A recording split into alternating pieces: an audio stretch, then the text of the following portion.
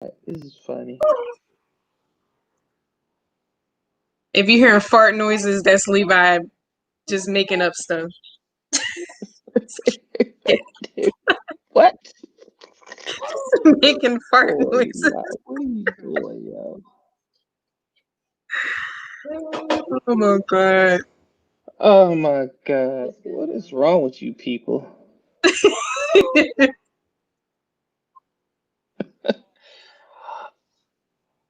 Oh, that's so cute. The producers on Hi Producer.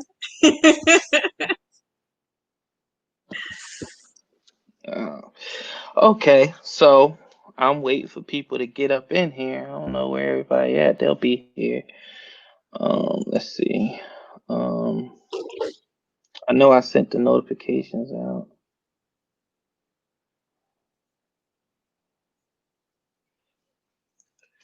StreamYard. So is that a different app you gotta download to do the No. the video? It's online. No, it's online. You don't have to. You don't have to. I would say get Periscope though, but I think you already have it. Yeah, most people already have it. So, how's your day? What'd you do today?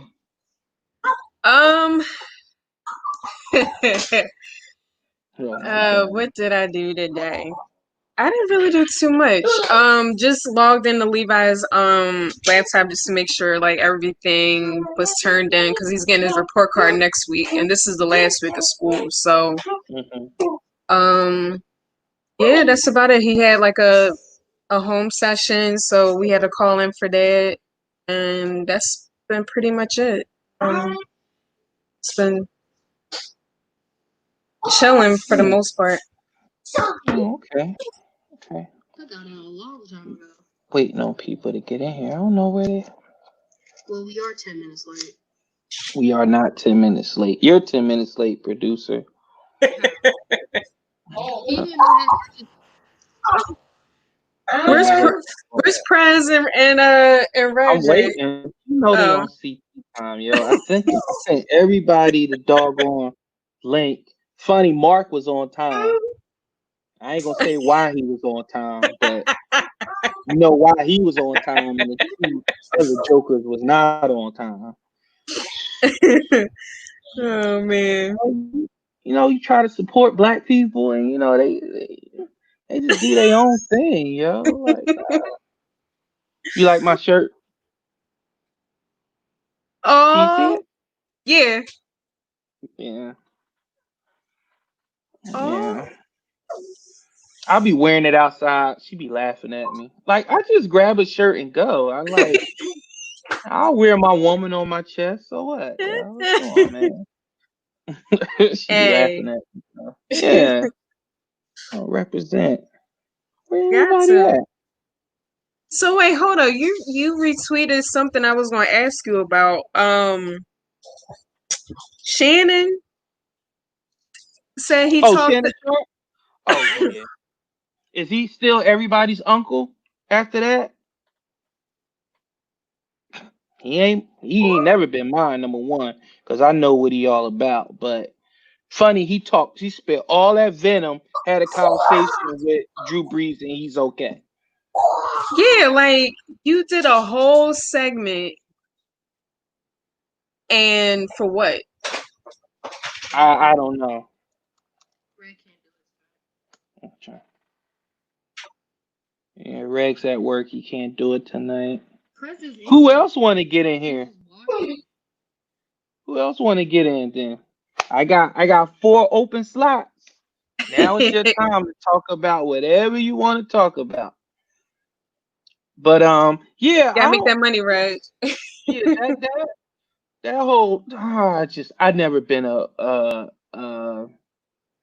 I don't want to say a Shannon Sharp fan, but I just never dug his whole shtick because I know what it's about. Like when he do the whole Henny and Black and Mild bit. Yeah. Come on, man. Like, first of all, if you know Shannon Sharp, he is a health fanatic, a nut. Like, he don't play games. So why are you perpetrating that you on hen dog and and Black and Miles if that's not what you do. And then Right. Skip just be looking at him like, what are we doing here? Like, Right. I just don't, that type of pandering and stereotypical crap, I just don't, I don't feel. Look at my son coming in the background. This is live, y'all. Like, what up, though? My wife be swearing up and down. She be locking the door. I locked the door. I thought I locked the door. That's because he's the night wrangler, y'all. I call him the night wrangler. Like, no, seriously, we be having like guests over, and they be like, last night somebody was messing with my doorknob, and I be like, huh? And then, and then, you know, my son, he makes this noise when he's like overstimulated. He be like, Right. eh. So imagine it's 3 a.m. You knocked out, or you in your room watching something semi-scary. All you hear is like. I'm like, come on, man. And I call him the night wrangler. I call him. Shut up, he ain't no hash slinging slasher. Not till he 18. Oh my God. Oh, look at him. Where Prez at? I don't know where Prez at. He's watching. I know I sent the invite to him, but anyway, I guess it's just me and you, Shantae, till people join in. So Right. I wanted to get your opinion on Embiid today. He said that he's been working out 6 days a week, and he's ready for the season. And of course, you got some naysayers because I mean, we've heard this before, and then he comes in. He doesn't look like he's in shape. He looks like he's out of shape. Why should we believe him this time? I don't know. I think it's just one of those, we just gotta wait and see. Like, you can say whatever you want on social media, but once NBA games start and we all gonna be looking at him and be like, all right, and be like, you said all this stuff a couple months ago, so what's up? Like, the proof is gonna be on the court. Like, if you've been conditioning your body and you've been working out like you said you was, we're gonna see a difference. You know what I'm saying? But like you said, he said this before, and we're like, come on, like, oh, I'm sick or I got the flu. Like, I've never known a player to be sick so many times With the than bubble gut. JoJo. Like, what are you eating, man?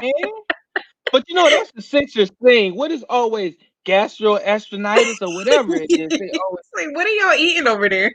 man, you got the boo-boos, gastroenteritis. I want a player to stand up and be like, man, yeah, I just had the shits. Like just flat out be like, Right. yeah, I couldn't make it. I had the shits. Like, come on, man.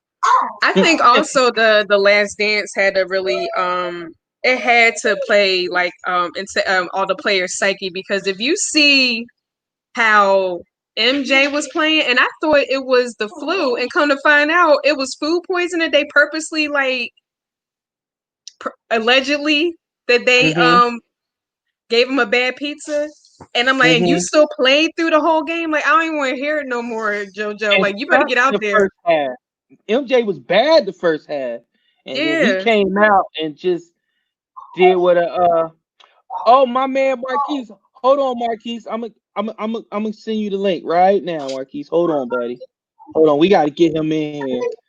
He said, and be snorting lines of Popeye sandwiches. That's why I miss the people here, man. They be so wrong, yo. They be so wrong. Oh man. But yeah, when you saw the way you saw MJ prepare Pippen, like the dedication they put to their craft, that every player that watched that, if you come back out of shape after watching that, I don't know what to tell you. You don't need to be playing ball no more.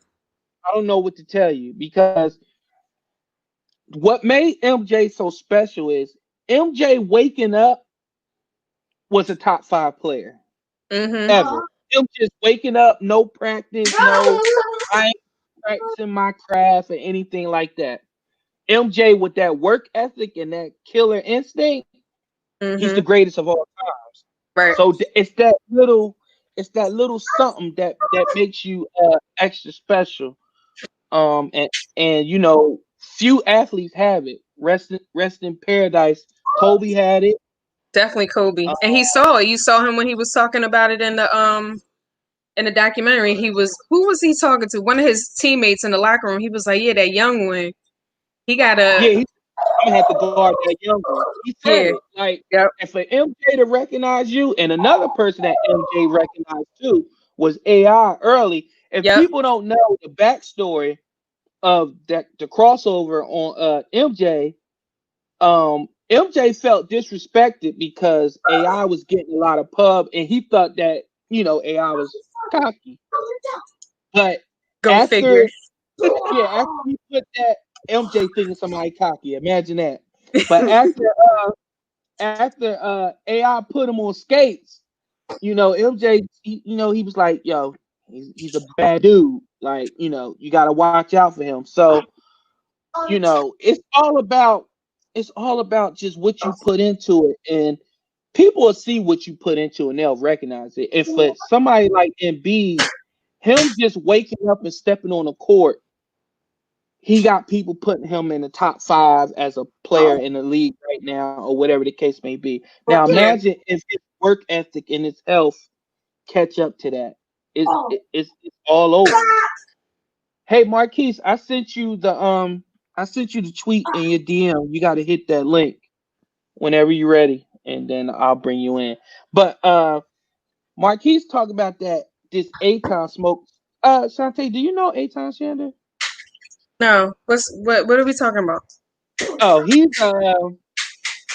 a radio lifer who's Oh. always getting kicked off fired from any job that he goes to. And today today again, he was whining and bitching about it's hard to get interviews because it's all about who you know in the radio industry, blah blah. It's never Okay. his fault. It's never his fault. Um, the bottom line is Aton Shander grades on people. He stinks. Um, Nobody ever likes him when they're next to him. Um, Nobody ever likes him when they're next to him, and he annoys the shit out of people. And it's hard for him to network because people are like they can't stand him long term. And he equates him working a lot and being on every single show as working hard. No, you're cheap labor, Mhm. and people like you. I mean, people like to put you out there because you're cheap labor, and they don't have to worry about paying you a lot. You'll do whatever they tell you to do. Marquise, what's going on? What's going on, bro? How you doing? Well, how you, man? I see you repping the Sixers. I see you. I see you. You know, gotta do it. July Yeah. So 31st, we here. I hear you. So, first of all, Marquise doing good things. He got his own pod and It's Marcus. everything. Marcus, I'm sorry, Marcus doing his own No thing. problem. Got No his problem. own It's all pod. good. Tell everybody about your thing, man. Promote it. So right now, I'm on Totally Unclear. Myself and Jervis Peterson. Jervis, you might remember him, season 1 Survivor. Oh no, we linked Did you up. fall? I didn't fall. The iPad did. We linked up. We started our show back in October. We just now entered all streaming platforms as far as wherever podcasts are found. Google, Apple, Spotify. We're 27 episodes deep, so nobody can do much right now. So it's a good time to go out and binge it, check it out, tell us what you think. Yeah. We always get with each other. That's the one thing when I first started this. People told me they was like, "Hey, you gonna see people be real cutthroat when you ask them information and you want to know how to get on." And you know, I was blessed because I had people, like I said, people came to me and they was like, "Blue, you should really do this Yeah, because people like your take on things and your unique stance on things." So this right. wasn't something I even thought I was going to do, but people came to me, and then when I was trying to find out how to get started, I reached out to Stilettos with her pod. you. I reached out to you. I reached out to Justin Embry. That's reached out to me, and he was like, if you need help hooking anything up, let me know. And that just showed me right there, if you do your thing and people recognize you, they're gonna want to help you. You know what I'm saying? Yeah, So I yeah, appreciate the pod community looking out for me. absolutely. I mean, it is. You're right. It's a cutthroat business because it's only, unfortunately, the way we set up, especially in the city, it's only a couple spots, and you got people who've been in these spots for years don't want to give them up. So Right. if they see any kind of anybody doing anything, they don't really want to help you like that. I've been at this since like 2015. It's a happy accident I got involved in the first place. Um, I worked with kids for about 20 years. I taught, I ran summer camps, all that stuff. I thought that's what I was going to do in my life. But one of my guys was like, "Yo, you want to start something up, do a podcast?" I was like, "Let me give it a shot." And I got to run that mic. That was it. That was it. I knew that's what I was supposed to be doing in my life. So I've been at it for 5 years now. I'm not where I want to be yet, but I'm getting there. But you'll get there, big bro. Yeah. Now, speaking of people who don't want to give nothing up, I already see the energy change. yeah, like that's what we call a segue. Man. A transition. I just talked about Aton Shander. Shantae's not familiar with him, so I gave her a little bit of the type of person I think he is and how I think he is as a professional on the radio. I mean, it's no secret that I'm not a fan. I was a long time ago, but it shifted when I saw that during the morning show year when he got that morning show slot. Right. Anthony wasn't a Doug fan. That whole show was anti-Doug except for the bro. Right. And I noticed he took on that, like he tried to take on Gargano's position, thinking maybe that would give him some kudos, and it just came off so phony to me. And after that, I was like, dude, if you can't stand by your own opinions, then I don't want nothing to do with you. So that's when me and him started falling out. And then I made some cracks about him on Twitter, and Mertitas and Harry Mays read it to him on air. And he got all up, he's sensitive. He got all up in his feelings. And he was like, yeah, oh, Prince, that crooked cop from Charlotte. Like, man, that corrupt cop from Charlotte. I'm like, dude, why would you say something like that? Yeah. So ever since then, the glove's just been off. So, and he got me muted because he's soft, and he know if he blocked me, that mean I got him. So he got me muted. So I'll be saying all types of trash to him. I know he see it, but he don't be wanting to say nothing about it. So you said you had a unique Shander story. I'm all about being petty. So go ahead, man. Let me know. Let us know what you got. So like with me, anybody who knows me personally knows that I'm not a guy who goes looking for problems. I don't go looking for issues with anybody. I'm a pretty easygoing person, but I'm not no punk either. And like I don't tolerate disrespect. So I'll start there. But so we go back to 2018 and timeline, you're gonna see everything line up. But it's very important to know about the timeline, which is October 2018. So I was at Wildfire Radio for 6 months. I had a show on there called Give and Go. It was Tuesday night. I did my show. I went on before 4th and John. So me and those guys became pretty cool just by camaraderie of being around. And what's cool? Like sidebar, like you talk about people who don't want to help anybody, don't want to do anything for anybody. Like those guys are some good dudes, man. Like they sat there like E-Rock, Gail, chopped it up. Like they were on fire with the city. I mean, they still are. They were on fire back then. Had no reason to talk to me at all, but couldn't be the nicest guys in the world. Evan too, all those guys. Shout out to Gail and E-Rock. Gail, they got it all right. Yeah, Gail, E-Rock, Evan. Oh man, I forget the other guy's name. Forgive me, but the other guy does the camera. They're all really really cool dudes. But anyway, so they had him on maybe about a month before this incident took place.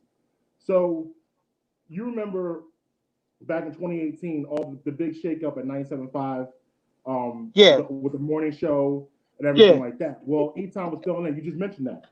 E-Town was filling in. This is around that timeline. E-Town was filling in, and he gets dismissed from 97.5. It just so happened, and also another person I met while I was doing this was Justin Emery.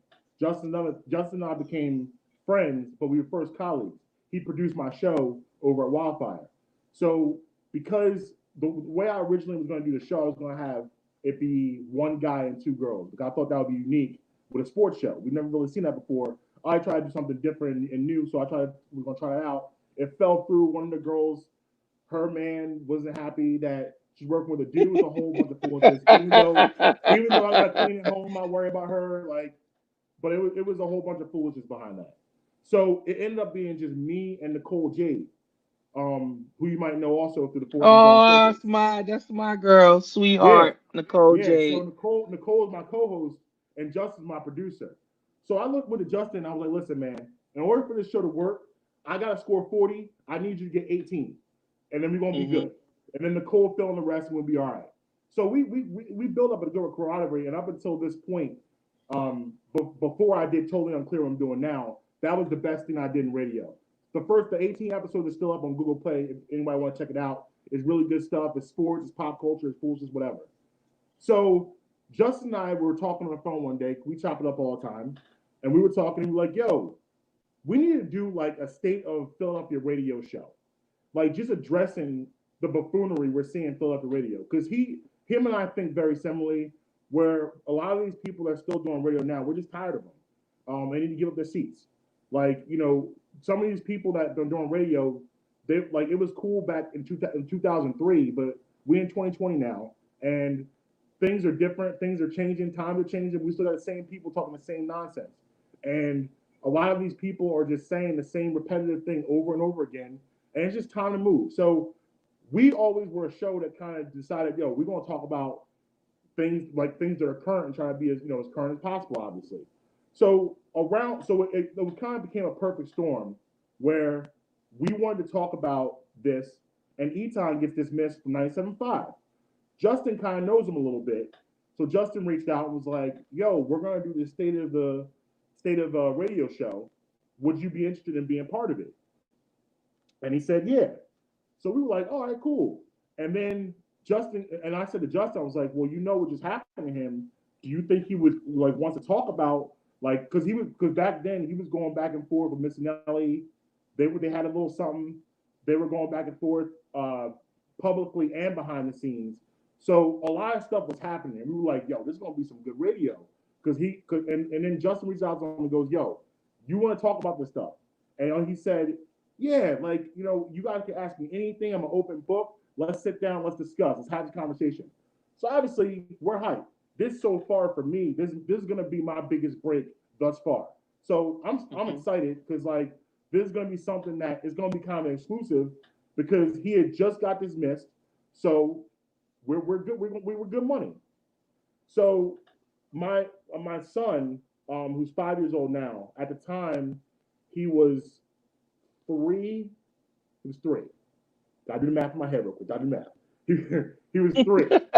So he was having he has bad allergies. Like when I was growing up, I had really, really terrible allergies. Like I had kind of asthmatic symptoms. So I was in and out of the hospital and stuff like that all the time. So he kind of inherited my shitty immune system for the first 5 years of life. Now I grew out of it, so I'm hoping the same thing happens to him. But he was having issues with his breathing. So this was one of the first times, and it just so happened he was having issues breathing the night. It was a Tuesday night. I was doing my show. The night E-Time was going to be on. So I'm sitting here with my fiance, and we're talking, and she's like, "Listen, there's nothing you can do about it. There's nothing you can do for him now. You need to go. This is a big moment for you. Go do what you do. I got this. I can hold this down. No problem. No worries." So I'm like, "All right.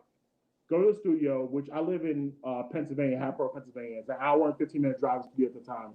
It's in Jersey. Get to the studio. Get there 6:50. Got my notes ready to go. 7 o'clock, 7:15. We sitting there. Fourth and John shows up because they're like, "Yo, we want to hear this. We want to get to this. We're going to get to this business." So we're all here waiting.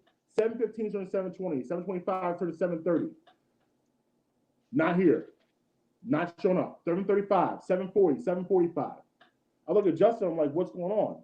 Justin texts him. He ain't texting back. He ain't reaching back. Don't hear from him at all. Not nothing. No my bad. Nothing. Just didn't show up. So obviously I was pissed. I was, and listen, I'm gonna be real about it. Like I always say to people all the time, anger is a secondary emotion. It's driven by something else. More than my being angry, I was embarrassed because Mm-hmm. you know I hyped this You thing up to promoted it. people. I promoted Mm-hmm. it, and I got Fourth and John, who I look up to, who's doing it big, and now I'm looking crazy because I didn't come through and do what I said was gonna happen. So I'm thinking all this. I didn't leave the studio at that point. I leave. I'm going home. I find out that my son had to go to the hospital at the emergency room. He was in the hospital. He was in the hospital like overnight, and they had to, you know how to do with you had to stick the needle, stuff like that, and all that shit. So they couldn't find a vein, so they're missing him. He's 3 years old. He's freaking out, wondering where I am, and I'm not there. So that just compounded it. Like that just hit me. That just hit me like. So finally, he does eventually hit Justin back, and basically it was just like some yeah, I didn't want to say anything, and it's like my thing was this, like, bro, we didn't ask you to come in here and shit on 97.5. Like we didn't ask you to do that. We just wanted to sit down and start Philadelphia radio. You said you wanted to talk about that stuff. We didn't say that. You did. So I thought about it for another week. I kind of woosed on it. And I was like, nah, you're not going to treat me like this because you think you're bigger than me and I'm a nobody and I'm not going to say my piece. So I went on the air and verbally lambasted him. I went off. I put the Nas ether in the background to give me hype. And I had the gun. Yo, I went off on that man. You can look it up. Yeah. You can Tom. Yep. That's how it's funny. That's how I started. That's exactly what I said, like 10 times. And like you can look it up. It's on record. Google Podcast has it right now, that episode. It's called The Warning Part 2 if you're looking for it. And I gave that man about 20 minutes. And like I don't like I feel like that's the reason why he can't win, because he does shitty shit like that. You do stuff like shit like that. Like I'm a karma man. I'm a karma person, and I firmly believe if you put things out like that in the atmosphere ain't gonna fuck with you. Like this man has worked with Michelle Beadle, and he's still here, and she where she is, ESPN shining. But you here, well, I mean, you ain't doing the right things. I mean, he don't look like Michelle Beadle. I mean, true. But I get what you're saying, and that's what I was talking about. Like you be with all these these elite people or pseudo elite people, and you still grinding. Like, right. Why can't you stick anywhere? It's because of shit like that. Like, dude is he's a crumb. That's what he is. I'm gonna call it straight up. He's a crumb bum. His head is full of bongs and Skittles and Starbursts, and he can't get out of his own way. Like I really meant everything I said in my tweet when I said, people who are content creators and people who follow trends, you can tell, and because they always bitching about not getting their due. Well, guess what? Create your own lane. And no, I don't have to have 80,000 subscribers or all that. Long as I got one person that willing to listen to me, that's a win. That's like success is success. Success is really subjective. Like I feel like I'm successful right now with what I'm doing right now. I got my 10 to 15, 20, I don't know, core people that's always here at every damn show or listen to it post recording. That's success to me. The problem is that what we've created, where not us specifically, but like what you got out here as far as the way people look at the world and the way people look at things, they look at these people that are doing these things, but that's their life. That's the way they move. Success is a personal journey. It's what you're doing to be successful in your actual life. Like if you have people in your life, in your circle that look at you and look up to you, you're doing the right thing. You're doing what you're supposed to be doing. That's all really it is. It's not about It's not about all that other stuff that we get caught up in day to day. It's about your personal journey. But we forget that sometimes. All the things we see and all the images from IG and Twitter and stuff like that. You can't pay attention to that stuff. And this is why, honestly, this is my biggest thing, is that my marketing sucks. because I'm not on. I'm not. Mine too. I'm not good at social media stuff. But you, Mine honestly, too. your stuff. I look at your stuff. I was like, damn, why can't I do that? You know what I mean? Like, don't be better than me, man. Because people be getting on me. People be legit mad at me. They be like, "Why aren't you marketing the show?" And I'll be like, I'm happy with Mark and Prez and Shantae and Terry and Dave. Like, I don't know, but I feel you. But I want to bring Shantae in here because here we got a black woman. Mm-hmm. I'm gonna say single mother because she's 90% of doing everything. Damn right. Son has autism. Here she has a damn comic book. She's on forums. She goes to speak on radio, TV, like stuff like this. She's a content creator.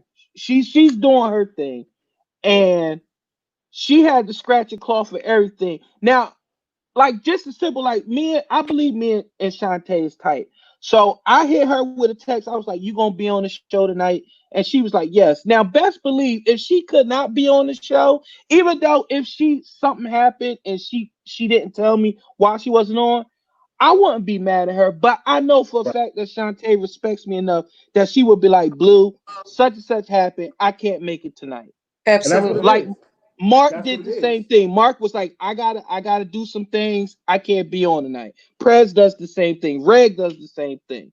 Like that's just simple, like basic human decency. When somebody spending their time to want you on, and you do them like that, you try to big time somebody, right? Like you hit the nail on the head. It's a respect thing. That's really all it is. That's all I ask. Like if he would have said something that day, like, listen, I thought about it. I don't know if it's a great move for my career to come out here and put my business out here. I respect that. We're good. I get it. That's totally fine with me. I would have been fine with that. But you're going to just treat me like you don't owe me an explanation and just think it's cool to waste my time. You can't get time back. Time is the most precious commodity we have. You can't get that back. When he kissed Gargano's ass all year, then when the morning show slot came up, they told him, "Nah, you can have the 3 to 3:45 on Saturdays." Right. That's why shit comes back to haunt you, man. But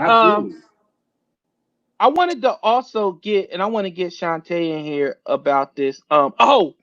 Before I get to you, Shantae, Mark asked me about why I went at Matt Lombardo. For anybody that know, Matt Lombardo used to be a writer for Philadelphia. He used to cover the Eagles, and he used to be on 97.5. He was a huge Chip Kelly guy, and then something flipped to where all of a sudden it was almost if he was anti-Eagles, and he was all up on Dallas. Like I remember one time he said, "I would trade Zeke and Dak for Carson Wentz and won't think twice. Like I think they're the better combination." Like he was all on Doug Peterson. He got on my nerves. So kind of find out, let me tell you something. When people want somebody to get roasted, I'm gonna put it out there. Like they come to me, they're like, "Yo, if you want to do something with this, do something with this." So somebody came to me and said he got catfished by a girl. It was a girl involved and it was pizza involved. So why he pretty much this girl catfished him, and he told her, like, he was saying things like, I'm a F you with pizza, like literally, like I'm a with the pizza, like pizza was his thing, like he had a pizza fetish. So that's why you gonna always see me tweet pizza at Matt Lombardo. And everybody knows it. It's the worst kept secret. He got catfish. He's a fake Penn State fan. He talked about Penn State more than his own college. He didn't even go there. He got that widow's peak. He like Eddie Munster. Now he writing for the Giants. He blocked me because I know that he fouled and he got catfished. Like, come on, man. You think a girl that look like that gonna want you over for pizza? Come on, bruh. Yeah. Now I could get into a lot of deeper about it, but y'all can draw your own conclusions. Like he was pretty foul and crazy erotic in his damn DMs to the pizza girl. And I got the DMs So if he try to act like it ain't happened and talk about I'm gonna sue you for defamation, yeah, sue these nuts. It's in there. Men lie, women lie, screenshots don't. So there you go. So that's the Lombardo. That's the Lombardo. Hey Mark, I can't, man. I can't, man. He foul, man. He foul. I ain't got no respect for men that cheat on their spouses, man. That's just me. 1000%. So Shantae, I wanted to get your opinion because you're the female on the panel. Okay. Did you hear what B Simone said today? She said something else besides the dumb stuff she said yesterday about how she won't date a man who works Yes, 9 to 5. yes. Now a lot of people were saying, and when I say a lot of people, a lot of women were saying that they read it out of context. That she was saying she wants somebody on her level, so if she could take time off, they can too. She wasn't just saying I don't like pizza I don't like I said pizza. I don't like 9 to 5 men because they grimy. I love pizza. Shout out to pizza. Now Matt Labarta got me saying pizza. God damn it. But but yeah, but there is some women out there, something that they have a certain standard. Yeah. Where they're like, I want this type of man. I want this man to have this type of success, this type of car. What is your opinion on that, or what is your view on women with those type of preferences? I mean, to each his own. I can only speak for myself.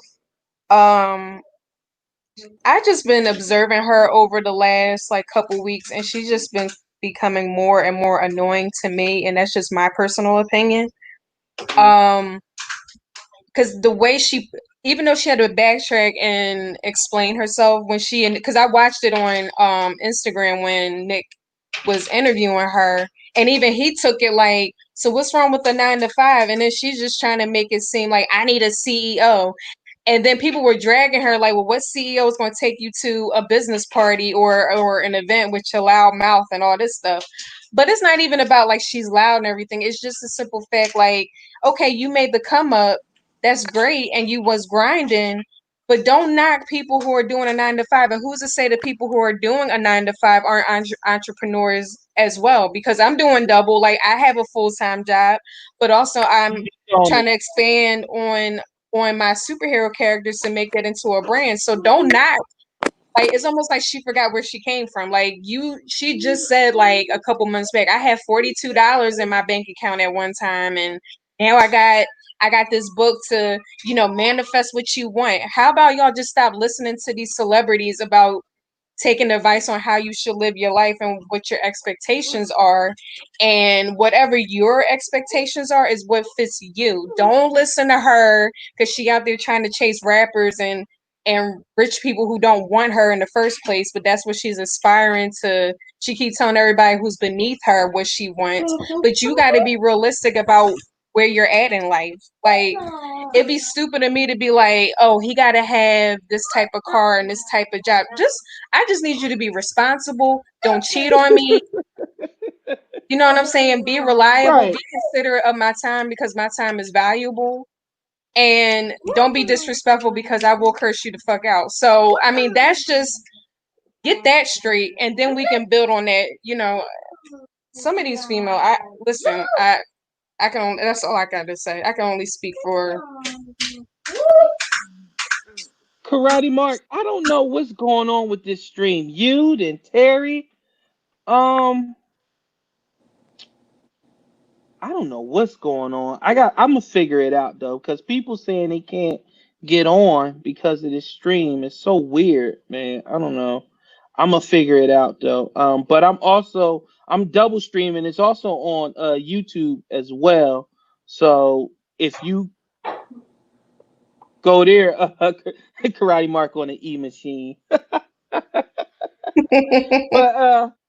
yeah, but I'm like this. You can have your preferences and stuff like that, but my thing is all these women with these high expectations and goals, they still single. Right. And don't tell me, oh, it's because you ain't settling. No, it's because nobody don't want to be bothered, or they already been flown out, smashed, and now they bitter. So now they trying to act like they holding out for something that's really really special. Like Colin Kaepernick done put me on game the way he did Brittany Renner, whatever her name is. She flew her own self out, paid her own money, got smashed, and had to fly herself back home. Come on, man. He ain't even sent for you, yo. He like, go on, man. That's when taking the knee started, boy. My man was off the chain, yo. But oh my god. M Dog, what's your take on what B Simone said? I didn't take it the same way. And here's where I'm coming from with this. When I first heard because here's the problem with media. Yes. Media wants they give you a soundbite, they give you a caption, and they just want you to react to that caption, but not actually research and read the whole article or look at the whole interview. So when I first looked at it, yeah, it comes across crazy, like, oh, she only wants this type of guy that could whine her and dine her and take her here and do this for her. But that's not what really she was saying. I know she said a lot of dumb stuff the past couple weeks, but I'm gonna stick to this comment. She has said a lot of dumb We're gonna stuff. address this comment specifically. So the way I took it is this: and I've learned this because I used to be a 9-to-5 guy until about 2017, and it's a different mindset.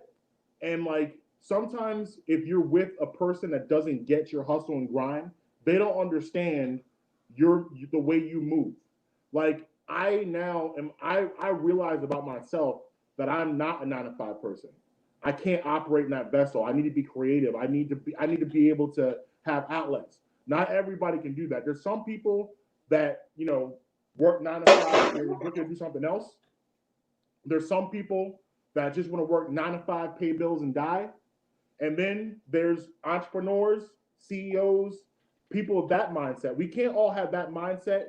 We can't all have the 9 to 5 mindset because the world goes around with those 9 to 5 people. So we need those people to be successful as a country, as a world, whatever. But I understand the fact she had this one line she said when she was basically like, yo, like if I'm up at 3:30 in the morning answering emails, I don't want to have to, I'm paraphrasing here. I don't want to have to, have my man looking at me crazy because I'm doing that. Because he might not understand why I'm on my computer at 3:30 a.m. Why I'm always on social media, why I'm always doing this, why I'm doing that. So I need someone who's like-minded and thinking the same way I am to move the same way I am. So I get it. I get it. Like, you know what I mean? Like, I get it. I understand where she's coming from in that sense where you want somebody who's rooting for you. Now, luckily with me and my relationship, I'm very fortunate because the person I'm with supports my goals and dreams. And she gets it. And it took a little bit because, it's hard. We got a family. I got kids. And I'm out here chasing this. But I know eventually this is what's going to make us successful. And I got to be happy first. Because if I'm not happy and I'm going somewhere I don't like, what kind of energy am I bringing home to my family? Right. So, you gotta think about that stuff. And what she said, I think that's where she was going with this. But because of this clickbait society we have right now, people want to jump to, oh, she's just a gold digger. She's just this, that. But I agree with her. I got it. I thought it made a lot of sense.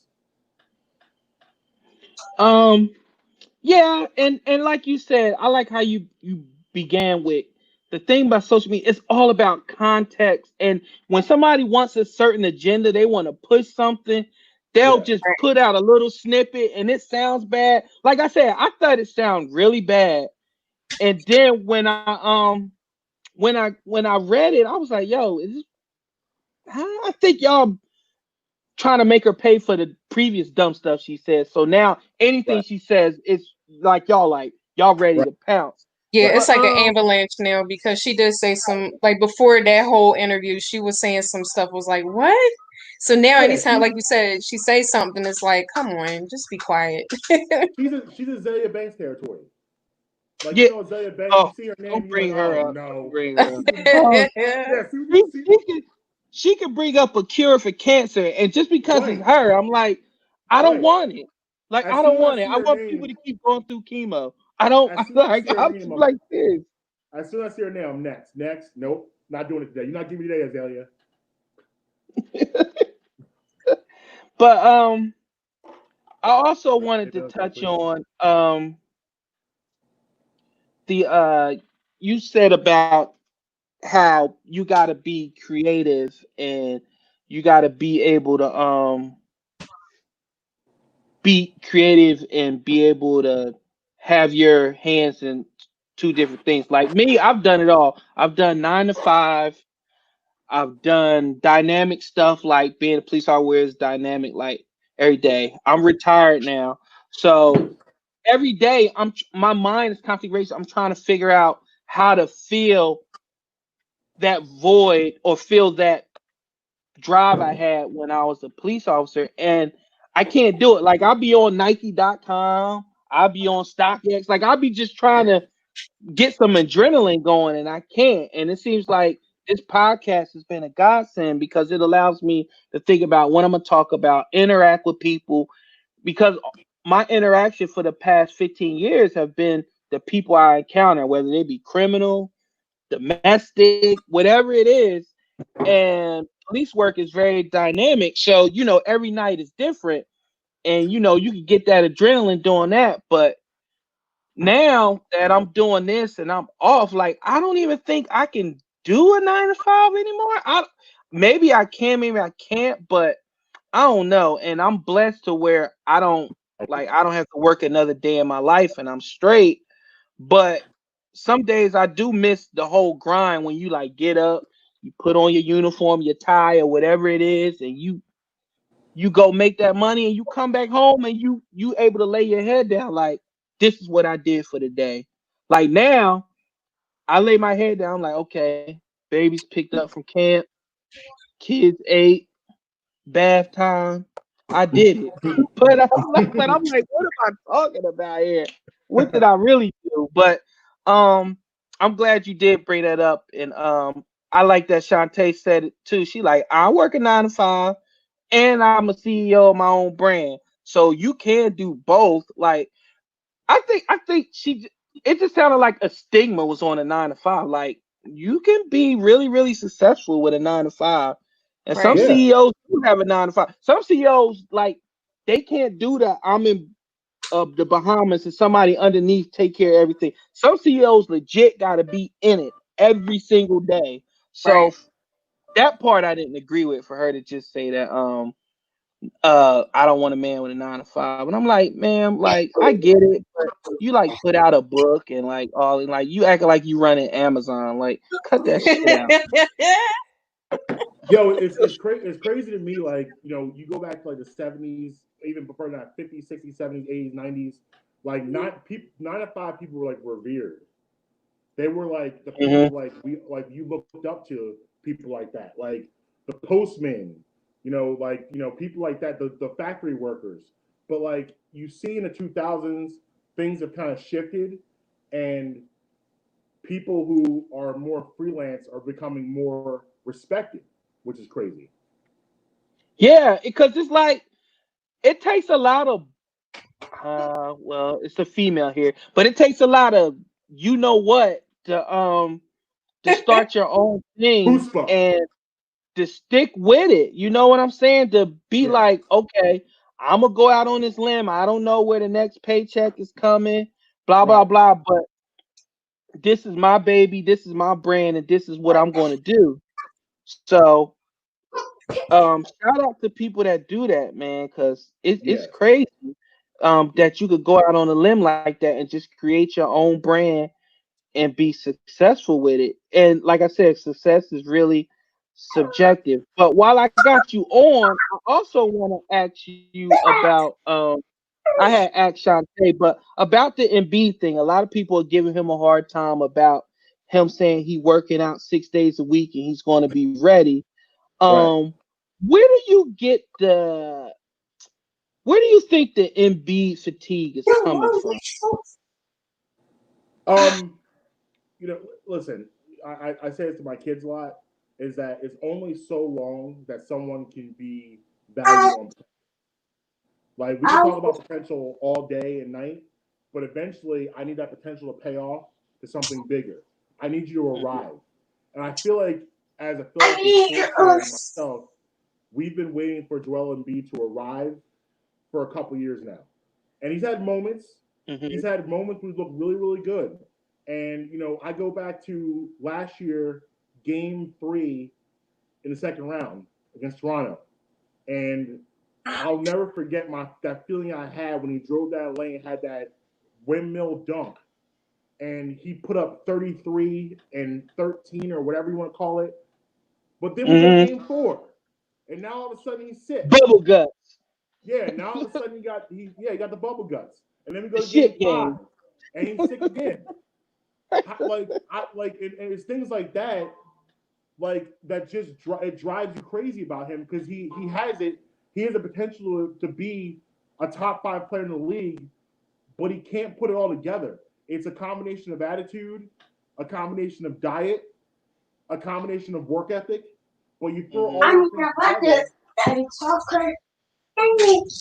things together, it's not there. It's not all there. And so I don't know what moment's gonna take for him. And this whole working out 6 days a week, that's cool. I'll believe when I see it. Because I heard you remember the whole Twitter thing he had where he popped out of the sand talking about he ready to be MVP? No, you weren't ready for that.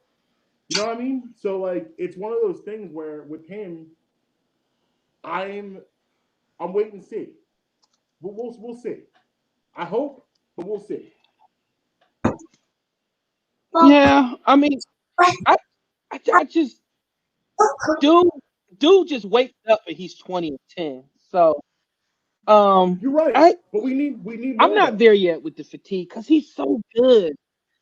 We do need more, and he's capable of doing more. But he's so good. He's so good. He's like a savant, man. He just started playing like what, maybe 10 years ago. I want to say 10. Yeah, but I might be overstepping. And they was over there scouting for somebody else and saw him and was like, "Yo, who's this lanky kid?" Like, and you know, the rest is history. But I know what I wanted to get your thing on. We're gonna stick with sports. Carson Wentz. A lot of people are, I guess, they're perturbed about his timing and like why when Malcolm Jenkins was here, he wasn't more vocal. And I'm going to give you my take, and then I want to hear you and Shantae's take. My thing is this. Malcolm Jenkins' voice was so big, it was on the offense and the defense. And this what I'm just thinking. Maybe he didn't feel like it was his place to do that yet. I'm just spitballing. Like, I don't have that voice to do what he's doing. I'm still trying to get my cachet, get my name up to where it'll mean something. You know what I'm saying? Right. Like, and I think for anybody who hates on Carson Wentz, dude is legit. He's an elite talent. And I think he's proven that now if he say something, people going to listen.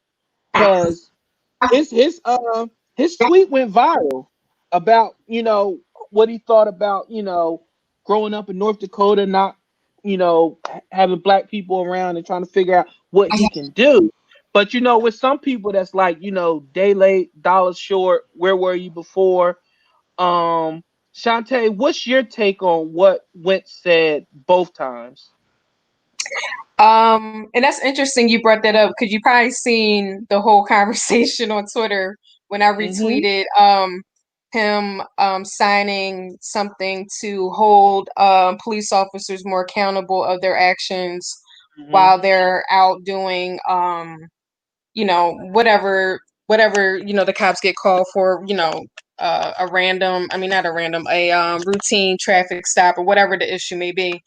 But who was it that was it was me, Prez, I think Reg, RJ and Rosa. Rosa, yeah. Yeah. So me, Rosa, and RJ was saying, we're not giving Carson a pass per se, right? because, like you said, you know, the protesting has been going on for like the last almost 4 years. Yes, Right. We're not ma'am. excusing that. I'm not overlooking that. What I was trying to tell Prez and Reg was that, okay, yeah, we know he's a Republican, and we know that the team had made a collective agreement of not going to the White House, even though he wanted to go to the White House. All of that, yeah, I get it. But if he didn't say anything in regards to what happened within the last couple weeks, or pulled a Drew Brees, we would have canceled him. We were like, all right, you know what? I'm Oh done with yeah. Oh Carson. yeah. He's Oh not yeah. stepping up, and you know, now you just pissed off the whole Philly area, because I mean, you know, how you not gonna speak up on what's going on now? Like, okay, 3 years ago you didn't say anything. Now you still not gonna say nothing. So I mean, I know, like, I see both sides of the coin, and I see where like President Reg was coming from as far as, well, why didn't he say something then? But then RJ had a good point of, you know, people do have an opportunity to grow and mature and really come full circle of what's going on in the world. And honestly, if you go back and you read that first tweet he put out post, you know, what happened to George Floyd, he took accountability and actually became more vulnerable than I think he was. I'd never seen that side of him tweeting about anything. Like, it wasn't that whole like smear with all lives matter and Jesus loves us all. I mean, he dripped a little bit of Jesus loves us all in there. I thought he was going. I thought he was going in, but Yeah, but he he brought pulled it back. back. Right. He brought it back, and he was like, listen, I grew up in an area that was predominantly, well, not predominantly, all white people. I went to college with all white people. So his first really interactions with a diverse group of people wasn't until he got here. Well, football. Yeah. Yeah. You know Yeah. what I'm saying? Yeah. So it's Yeah. like, I think what I like about Carson, I'm seeing his growth, is even when he retweeted that, and not only just that, he retweeted a video with Emmanuel Acho, and he does a thing called like, was it Conversations with the Black Man? Uncomfortable Uncomfortable. conversations. Right. Thank you. Yeah. He's taking over for Jason Whitlock, by the way. So Okay. I'm curious to see how him and Marcellus Wiley and that dynamic's gonna be. But I'm about to drop something controversial for y'all. I got friends that are Republicans. They're not racist. They Yeah. love money. Right. and the money is speaking right from the Republican side right now. So that's where their vote is. I got friends that are Republican that voted Democrat when the money was better on that side. Yeah. They're not racist. Not every Republican is racist. Like, 1,000%. you know, it's Yeah, like that's I true. can have a friend. I don't like all his views on certain things, but that doesn't mean I have to cancel him. Like, now, if he come out, he like, I don't like black people, which would be weird because he's my friend, then that's different. Then I'm Right. like, okay, well, I gotta cancel you. You don't like black people, then we cancel. But this whole notion of everybody has race, it's not true. I have Yeah. great friends that's Republican. 1,000%. I just want to say something. 1,000%. You, Listen, you're not I got something you're not controversial. muted. Go ahead. What you just said to me is not controversial. I actually have, in my past, I've voted Republican before. I voted Republican in 2000, 2004.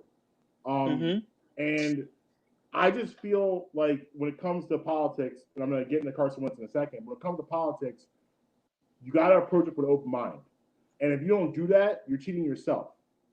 And I feel like as a community, the black community, we are taught from birth, you only vote Democrat. That's it. Democrat, Democrat, Democrat. That's it. That's all you get. That's like a Migos song. But anyway. It does. I just was thinking the same Democrat, shit. Democrat, Yep. Democrat. Democrat. Ooh. Yeah, I was thinking the same shit. No, but seriously, like we're taught from birth to do that. But like, you know, both parties have failed the black community in various ways. We can list it. I'm not going to bore you with all. I could do that, but I'm not going to do that because we don't need to go there. But both parties at some point have wronged us, and we gotta get to the mindset of just voting for the best candidate.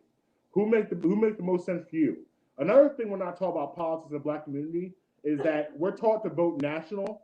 We're never taught to vote local. We don't. Thank you. We've been talking about this for about 3 weeks now. Yeah, man, we definitely think about our local government and how important it is. We talk about the police issue we see right now. We actually have a say to vote for people that can influence those decisions, but we don't do that because we're not taught that. But let me get to Carson Wentz. So the way I look at it, I think there's 3 categories of white people. I think you got the racists all the way over here. And, right. I'm not saying you can't say no. It's just funny. You said 3 categories. I'm laughing. Yeah, I'm not saying you can't save a racist, but they're in a category. All right. So in the middle, the middle to me is one of my most important categories, and the middle is the racially insensitive white person. Now, right. I feel like as a community, we often get the racist and racially insensitive confused. Correct. There's a lot of people that said some really fucked up shit to me, but they just didn't know. Like I had to educate them, like, bro, you can't say that. That's not cool. And like, hey, how's that watermelon soda? Right. right. And sometimes you gotta educate them and be like, nah, man, that's not it. And then it's like, oh, Marcus, like my bad, I didn't know. So that's cool, you didn't know. Let me educate you. Let me help you. And then the most dangerous faction to me is not the racists. It's the white people over here that know what's happening is wrong. They see it's wrong. They understand it's wrong, but they're quiet. They don't say anything. They're the most dangerous to me because they're the ones that they're probably the most of what you see. And I think Carson falls into that category of a white person that saw things were wrong and just didn't speak up because they didn't feel comfortable. I feel we need to listen. Anybody right now that's speaking up, I don't know what it is about George Floyd, what happened with him that's different about all the other things that we've seen and we know because being Black, we grow up with this. We know this. We know how bad things are, right? But for some reason, this George Floyd killing has hit people a lot differently. I live out in the suburbs, so I'm around a lot of white people. And this is the first time in my life I've gotten text messages from speak on like, yo, the same. Are you okay? Yo, you good? Yeah. Like, and I've never had that before. Like, right. Like, and like, it's I don't like whatever it is, whatever's happening.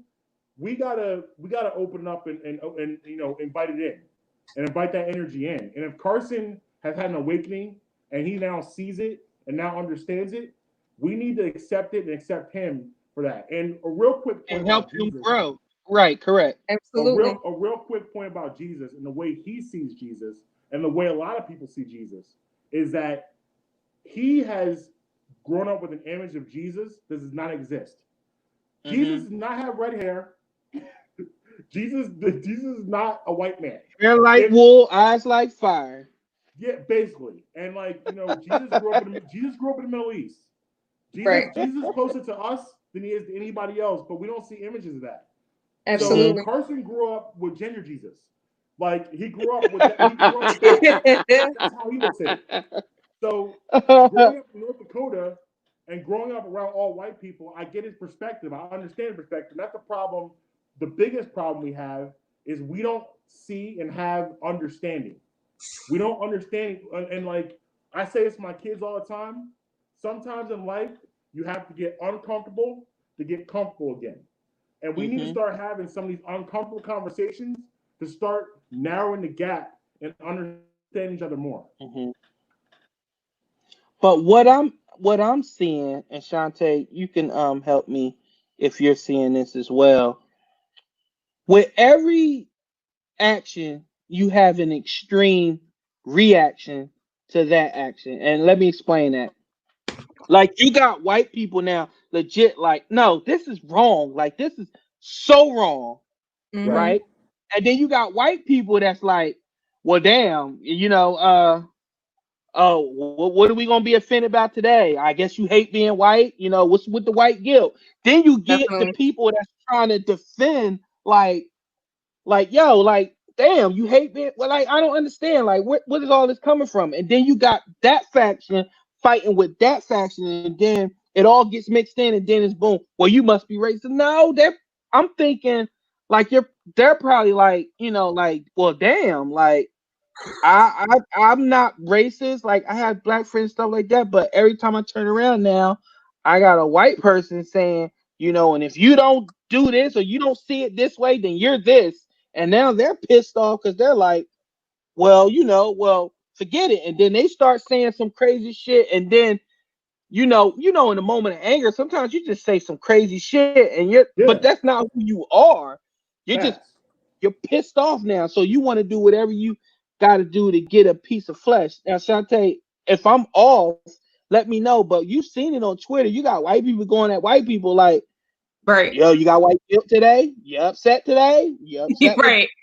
I've even seen it on Facebook. Like, prime example, I posted a statement Temple had put out. First, they put out, their proper PR, like, we stand against racial inequality and we don't tolerate any hate speech, blah, blah, blah, blah, blah.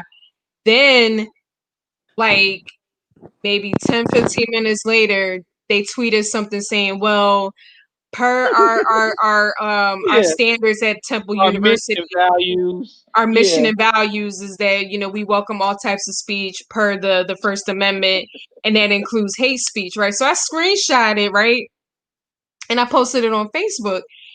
And the very first person that comments is some girl I went to high school with, right? And she's like, well, hate speech goes both ways. And I said, what the fuck are you talking about?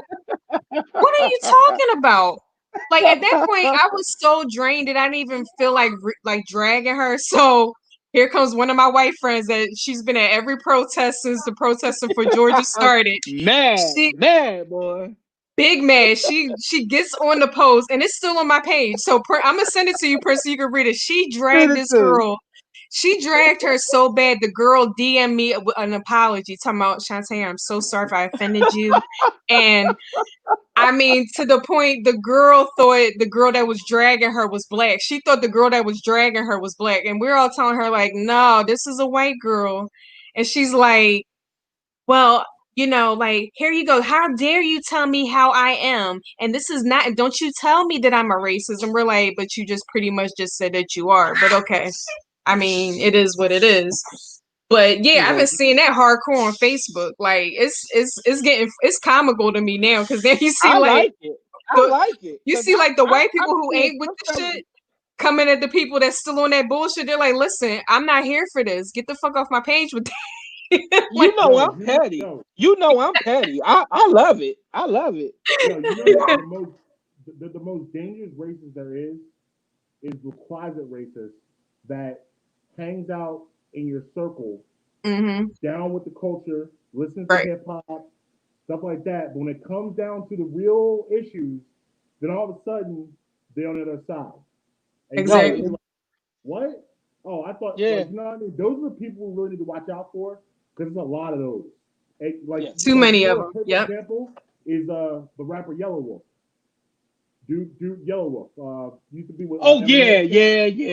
He's one of those. And there's a lot of them out there like that, and around that you think, oh, okay, well they dress like us, they kind of talk like us a little bit. And you think they're down, but they're the ones that cultural appropriation.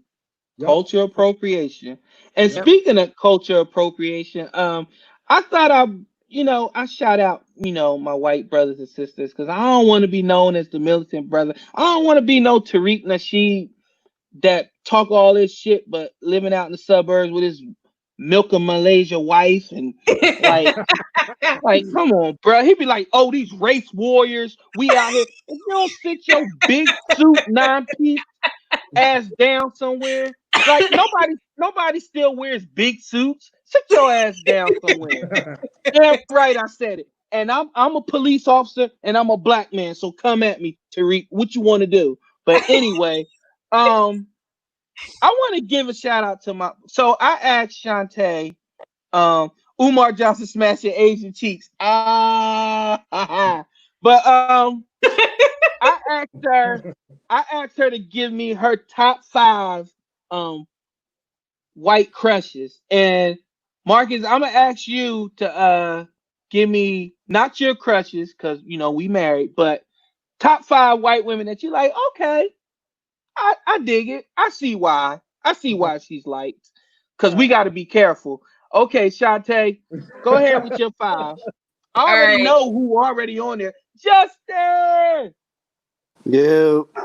Uh-oh. Go ahead, Shantae, with your list. Give me your top 5 white women, Justin, after everybody go.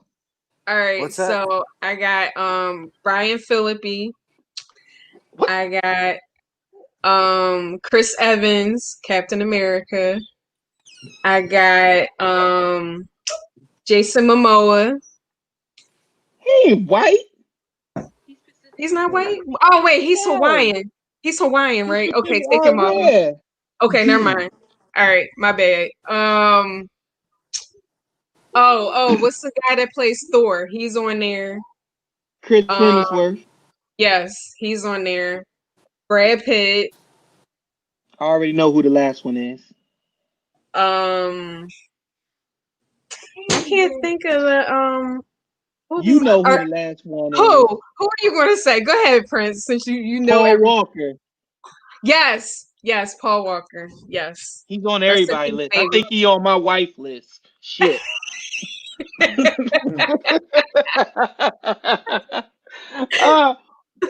Marcus, who you got, Marcus? I know I'm putting you on the spot, but what you got? All right. Well, no particular order. Mila Kunis. Okay. Mila Kunis. Meg. Britney Spears. Britney Spears. What? Don't say it like that. Put some respect on her name. Britney. Listen, in the 2000s, Britney was that girl, though. I'm not even going. Slave for you, Britney. Slave for you, Britney. Yeah, man.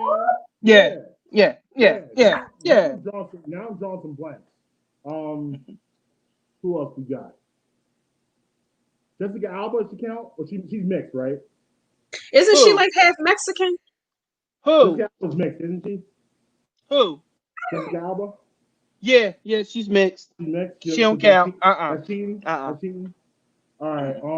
Do you watch the challenge on MTV? No. But my son does. Jennifer from Challenge. We'll go with her. Okay. Jennifer from Challenge. I'm gonna have to research. Dave, I need some help. Help me out. No, white girls. We need white girls. Listen to the missus, black women. It's like I'm on the spot now, so I'm thinking. I need one more. Oh, man, All right, stop it. I can't get to 5. I think that's my 3. That's my big 3. Oh, there he is. Oh, all right. Well, we'll come to hell. Okay, let me give you my 5. Iron Apache. I can give you my Iron. He be saying something crazy. Okay, I got Scarlett Johansson. Oh yeah. Oh yeah. Yes, boss. Yes. Yeah. I got Scarlett Johansson. She's pretty. Yes. That's a polite way of saying she's hot. When we say she's pretty, I mean, Rosie O'Donnell. Rosie, y'all tripping, yo. Y'all tripping. Yeah. Okay, I got her. I have my list. I can't find it. It's hard on top of the dome. It's hard. Yeah, it's hard on top of the dome. But I have my list. But I know she was on it. I know she was definitely on it. No, stop it. Leah Remini. Oh yeah, Leah Remini. That's a good choice. Sandra Bullock's not bad. No, I wasn't. Not bad. I wasn't feeling Sandra Bullock. Who said Hannah Montana? Takashi, not Hannah Montana. All right, Justin, you go ahead. I forgot mine. I gotta find my list, Justin. What is it? Top 5 white women. Justin high right now. Hell no. Yeah, that is true. But I got Kate Upton. Oh, okay. Yeah. Oh man, she Yeah, built that's like a one. Dorito. Wait, we gotta flip it though. No, we gotta flip it for Justin. Justin, I gotta do black girls. We gotta flip it. Yeah, Justin. Give me your Justin gotta sister go black. list. Justin gotta go ebony. We need them All ebony. right. Give me your sister list. All right. So, somebody else go. Come back to me. So let me think about that because I was Racist. preparing my list for white women. Oh wait, So, hold up. Dave on. trying to hook me up with Ryan Phillippe. Yeah, Dave. Exactly. I need a minute. Hold on. Ryan Come Phillippe back is to a me. fan. Hold on. I'm Come not back mad to at me. My girl like Ryan Phillippe. Ryan That cool Phillippe. attention, energy. Stop shaking your head like that, babe. I see you. Don't do that. I'm right here. You're like, nah, He's disgusted right now. He's disgusted. I gotta find my list, yo. I don't know, man. It's so hard. It's so many. It's hard on top of it. It is. It's hard to think It on is top of hard it. on top of the dome. It is hard on top of the dome. So let me see. I'm gonna cheat a little bit, and I'm gonna go down and see who we could have missed. Who we could have missed. I can't believe I missed Scarlett. Angelina Jolie. Is she white? Yes. Back Yeah, in like the nice man. 90s, but like now she's looking like a crackhead. Yeah, and she was making out with her brother. I'm not cool with that. Megan Fox. She got weird thumbs. Oh my God! What? Bro, have you seen her thumbs? Yo, you ever seen those girls with those tiny ass, weird ass thumbs? Look her up. Her thumbs are crazy looking. I can't. I'm gonna do you like on Boomerang, man. Your thumbs, man. I can't. Jennifer Lopez is full blown Puerto Rican, boy. Yeah, Lawrence, Jennifer Lawrence. Oh yeah. Yo, Jennifer Damn, it's Love hard. Hewitt. Jennifer Love Hewitt though. Damn, I might have to dip into the X-rated. I don't know, man. Ain't that many white people, man? Because you know they wake up, they look different. You be like, yeah, Then you wake up, you like, ooh. Yo, you stupid. No, I'm not. I ain't about to say no damn Sarah J. Betty White for Prince. See how they do Betty me? White. See how... Not Betty White. Oh man. But I'm waiting on Justice List. But while we waiting on Justice List, I want to also talk to you guys about what's that son? Oh, what's another top 5? Oh, of course, my son, the producer. He said top 5 video games. Oh, that's easy. Oh no, I'm sorry. He said consoles. Top 5 video game consoles. That's easy too. Okay, well go ahead. That's even easy. That's even easier. All right, no particular order. Sega Genesis, original Nintendo with the power pad. 32X is trash. Anybody had 32X? I'm sorry to that man. Remember 32X? Yes. Trash. Yes. Nintendo 64. Okay. Xbox. I got Xbox right now. Xbox One. That's on there.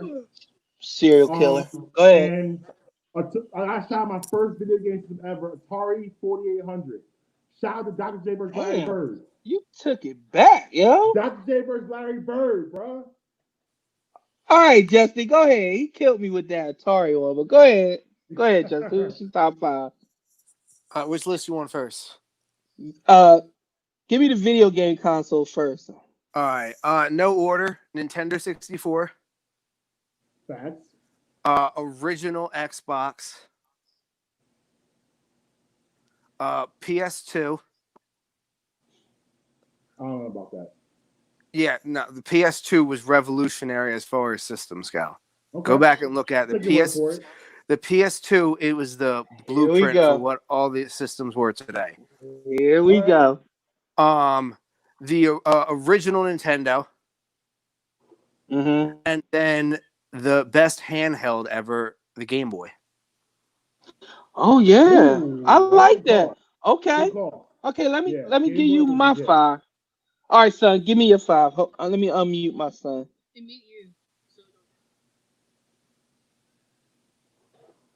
Mute myself.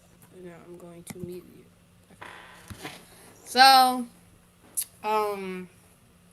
first, well, no order. PS3, Wii, the original one, like the little yeah. white controller. Especially when they had like the resort game, those were the best. Yo, ping pong, bowling. Nah. yeah. Wii baseball. Wii baseball. Yeah. Listen to the white guy. Look, white guy. Wii baseball. It was fun. Wii baseball. The only problem is that if like a little switch, your thing will go all over the place. But anyways, Now the key was to flick your wrist. If you flicked your wrist, it'd be way easier than like winding up. You get everything would be What else? way harder. I will not put on Xbox because no. Switch because it's super fun. It has a lot of games on it. It's new. And then You only been alive for 3. Shut up. And I put PS4 because I have one. He muted it.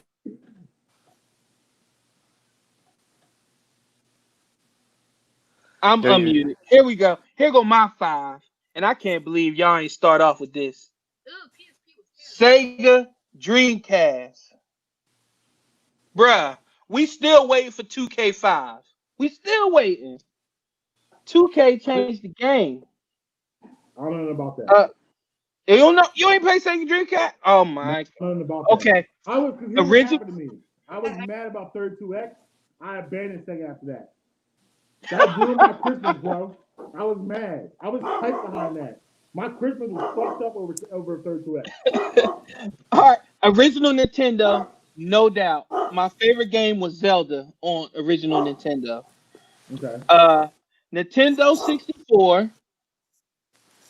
I'm with Justin. PS2. And we gotta go. I gotta go PS4, man, because Grand Theft Auto, mwah, it's still going strong, yo. It's still going strong. Like, it's been what, 7 years since it came out? And they're not releasing real quick, back to N64. WCW versus the World. What up? Oh man, you have to kick the butt real quick to do the power move. Yeah. Used to get blisters. All right, Justin. Chris Jericho is my guy on there. All right, Justin. Let's hear your black woman list. All right. It is Ashanti. Okay. Oh.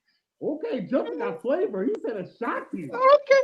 Let me find out you being there. Okay. I know she's in Murder Inc. All right. Yeah, that's then it's Kelly Rowland. Okay. Yo. You know I marry her? What's that? You know I marry her? Stay off my bill. Man, you grown men still marrying people in your head. I'm married to that girl. Stay away, yo. Go ahead. Does Rihanna count? Absolutely. No, yes, it does. Yeah, Rihanna counts. Yes, all right, yeah, Rihanna. Rihanna, dumbass. Yeah, I agree. Number 4, Nicki Minaj.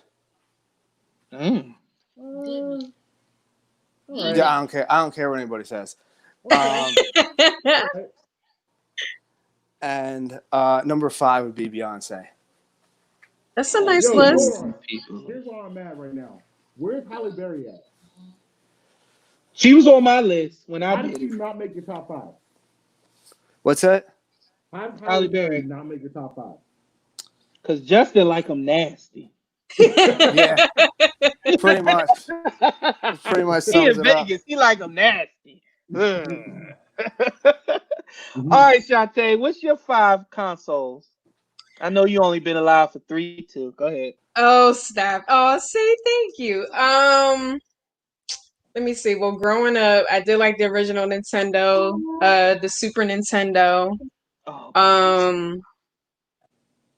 Sega Genesis was at 3.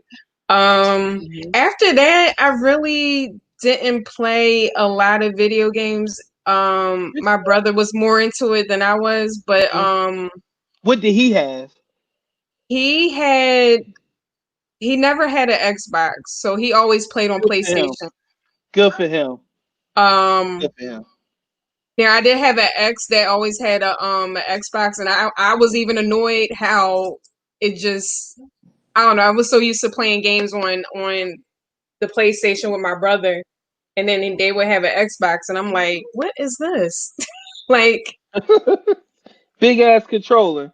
And yeah, I had to wait till I was an adult to play it. I had baby hands, yo. Like, was that 4? Okay, and that's 4. of course the Game Boy. You can't go wrong with the Game Boy. That was Nah, you can't go wrong with the Game Boy. I couldn't And afford a Game Boy. I'm gonna tell you what, if PlayStation comes out with a handheld again, but a right one, Ooh. because right now the Switch, I didn't think I would have as much fun on my Switch as I did. I never thought handhelds would be that fun anymore, but man, Nintendo got the handheld game on lock. So, oh man, I got 4 minutes left. So, I guess Marcus, you knew. So, pretty much, I give everybody 30 seconds to rant on whatever they want to promote whatever they want to, say whatever they want to. And since you are a brand new guest, the floor is yours first, sir. All right. Well, first I'm gonna say, men, stop wearing flip flops. I don't want to see your feet. And neither does anybody else. Women restaurants. I got diabetic feet. Shut up. Women restaurants. I ain't trying to see your sunflower seed toes. Your 35% toes. I don't want to see that shit. So put shoes on, man. Only women can wear flip flops. I don't want to see pretty feet. I want to see your feet. Put them feet away. Nobody trying to see man feet. Check me out at marquesbtweetin, marquesbtweetin. Check me out at Totally Unclear on all platforms. We out here, me and Jervis, killing the game. Google, Apple, Spotify. Check me out. Put them feet My away. man. Shut. What about thong flip flops for men?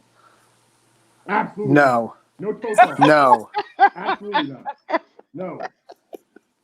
No Provocative feet. All right, Shantae. Shantae, go ahead, sis. my rant. I think it's just with Carson Wentz that I think, just piggyback off of what Marcus said, is that we know that there's been plenty of white people who were just afraid to speak up when we thought they should have, but for whatever reason, George was the catalyst to really wake up a lot of white people into seeing what's been going on and what has been going on in this country. And I think we just gotta, it's hard to kind of minimize the anger and the frustration because this country has never been fair and equal to Black people. But if we have people willing to be, show some accountability, like, hey, I don't know what it's like, or I've never been around enough Black people to understand the struggle or to empathize. We got to kind of, that's really how we're going to really battle this whole system of racism anyway. If we do have those people who are willing to be an ally, not just because it's trending on Twitter, not because it's just the hot thing to do at the moment. They want to continue to fight alongside of us. So let's allow them to do that and not be bashing them. They're going to be like, well, all right, well, fine then, so.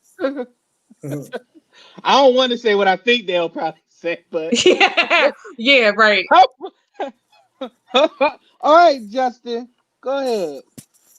All right. The only thing I got to do is just I want to promote my own show for a second. Check out my podcast. It's on all the platforms, just in time.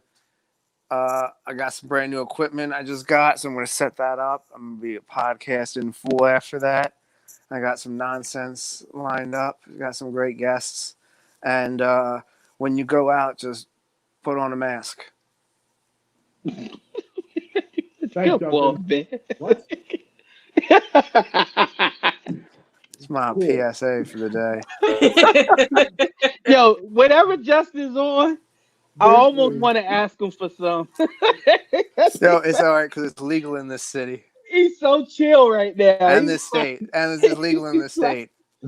Justin just got on, so he gonna make me extend my shit. So I ain't even about to. Nah, I ain't in it. I'm pulling the audible. I'm pulling the audible. Overtime. We staying on. We staying on because Justin got me. He got me curious. Justin.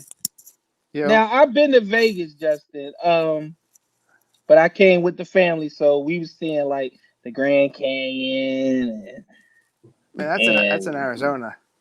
Not the Grand Canyon. What's the mountains over there in Vegas? The Hoover Dam? Here we go. Yeah. Yeah. Went with there. The Strip.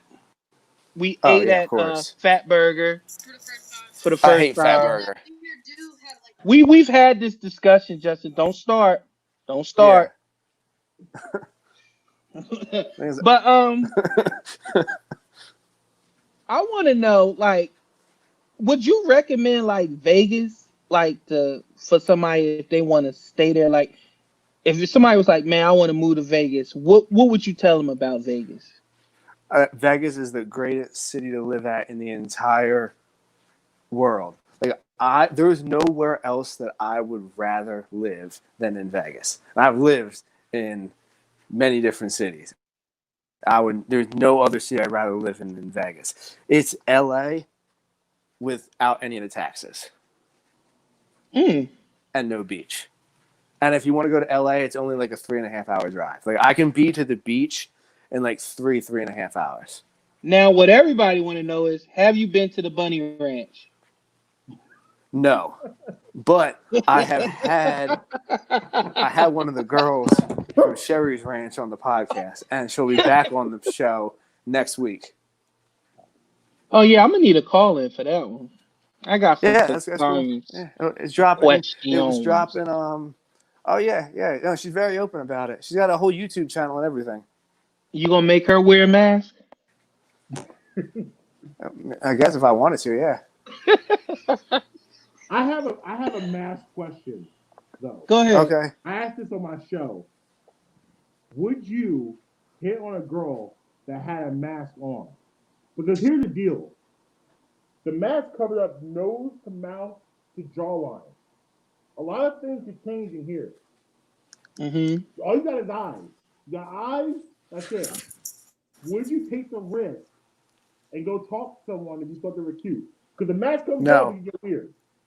Nope. You're out? Do you want married Prince answer or single Prince answer? Single Prince. You gonna do it? You doing it?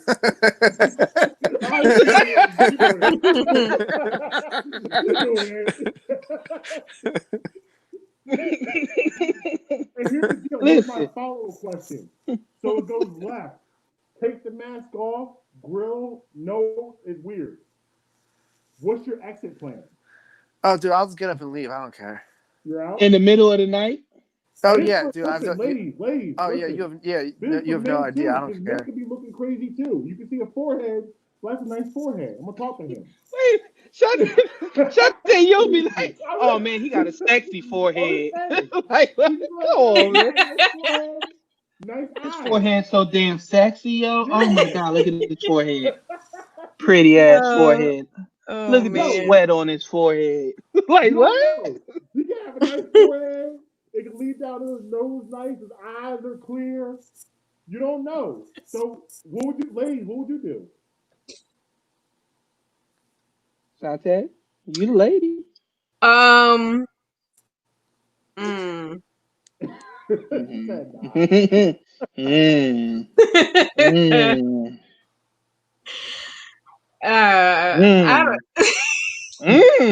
Okay, well, so no, come on, you just gotta roll out. You gotta roll out the door. You're trying not to be around him anyway, so it doesn't matter if you hurt your feelings on the way out.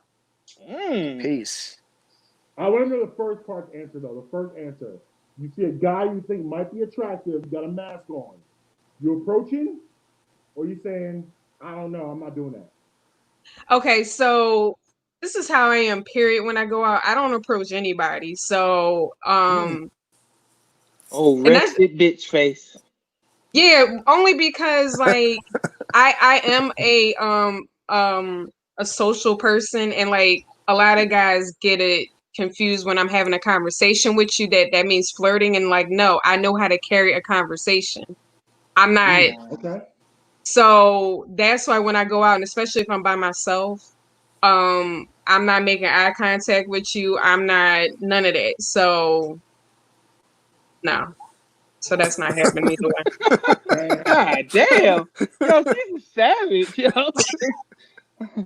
Like, yeah, No, I know what I wanted to ask Shantae. Like, as a woman, right? Like, when, I don't know, like, when do you know, like, as a man, like, what do you think a conversation is, and where do you think it leans over to flirting? Like, what are some of the signs? Good question. That men I seem to think get jarbled. for me is because I'm very direct and I'm very blunt when I'm talking, because like I'm 38 years old. I don't got time to be like trying to figure out where your head is at, where this conversation is going. Pretty much I can tell just by how you carry a conversation if I want to keep talking to you. Because if I get bored, my text messages are going to get less and less and less, and my word is just going to be like, it starts off as like a couple sentences, and it's like 5 words, and it's 3 words. LOL. And then you get an emoji, and then I just silence you, and then I just stop talking. LOL. Right. They write like a 6-page letter, and you be like, LOL. Right. But like, if you had like, if we can talk about different topics, and then you're cracking jokes, and if you can get my crazy sense of humor, then I'm like, okay, we can carry on this conversation. But some of these guys, listen, and this is just from my point of view, and I know guys are always going to say something else because women are from Venus and men are from Mars bullshit. But the thing that this is what I'm finding on a lot of these dating apps since the quarantine. Half of these dudes just think they gotta look good. And you know what the problem is? Some of these women just accept anything, like just the bare minimum bottom of the barrel BS. So you got these guys who look really good, but they can't carry a conversation. And then I gotta curse them out because I'm like, no one is trying to sit here listening to you just talk about yourself, and you really ain't talking about nothing. Let me stop you there real quick. So I love what the point you're making. It's something I say all the time about men and women. There's a huge gap in thinking with men and women, with most men and most women. I'll say that. I'm not going to say everybody because you don't know, but I'm going to say most. One of the huge things about, so I say all the time that the average guy could be with a really hot girl that has no personality for a year.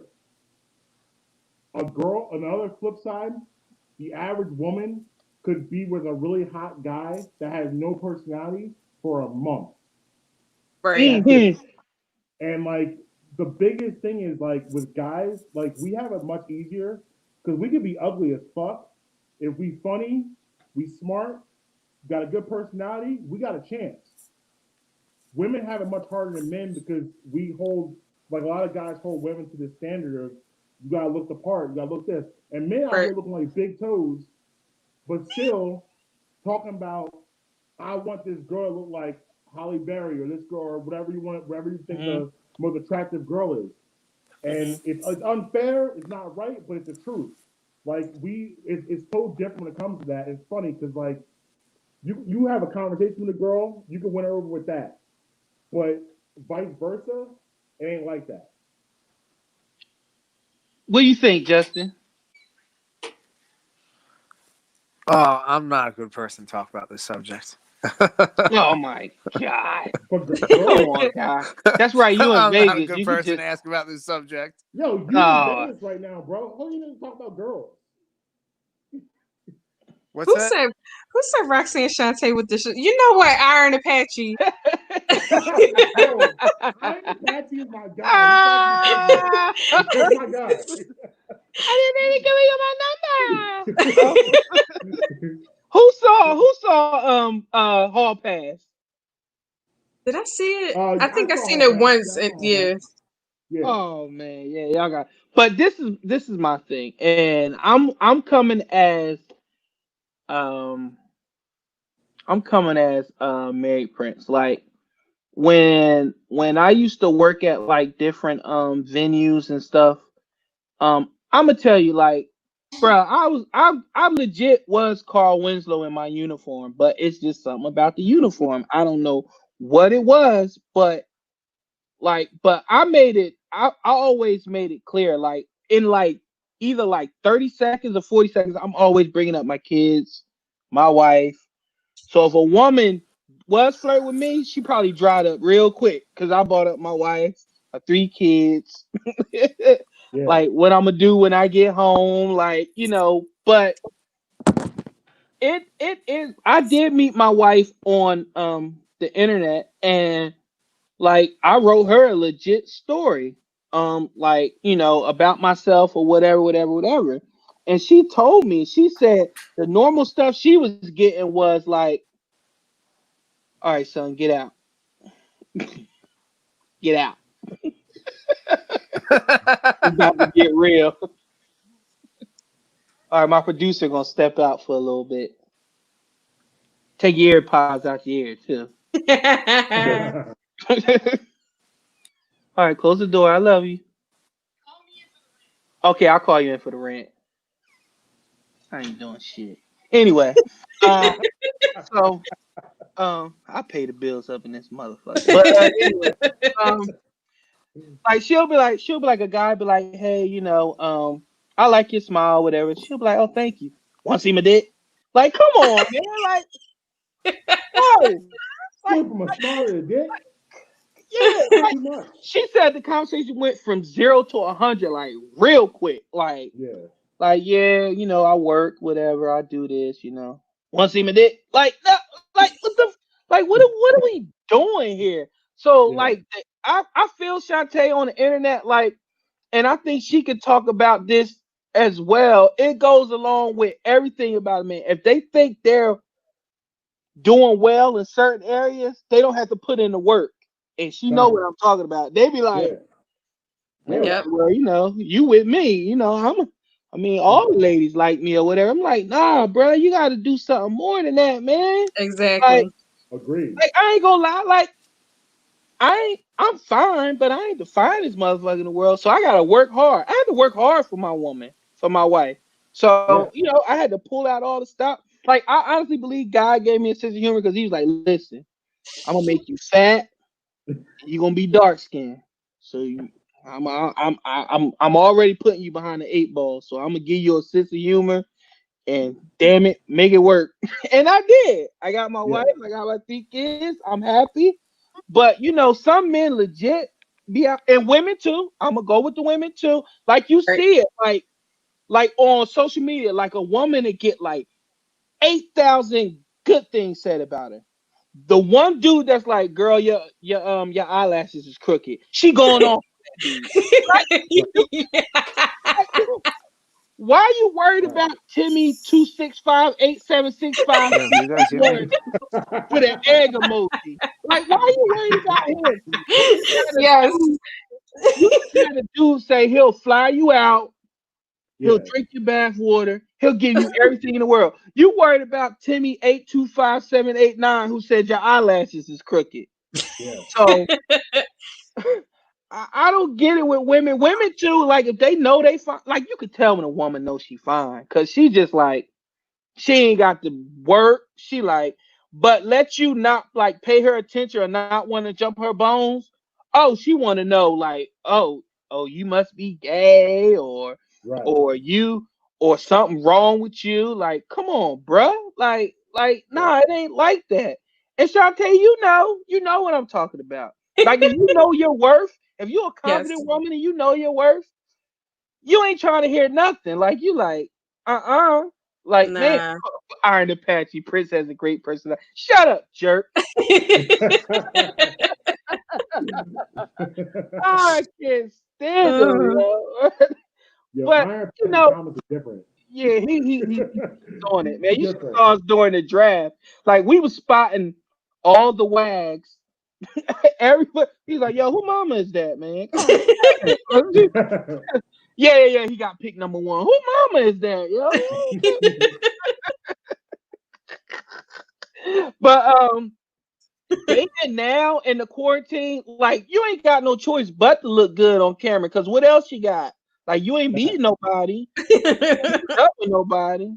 Right. You know, so you gotta put on your best front and but I do think this quarantine has made people reflect and think about how they come off and what they can do different.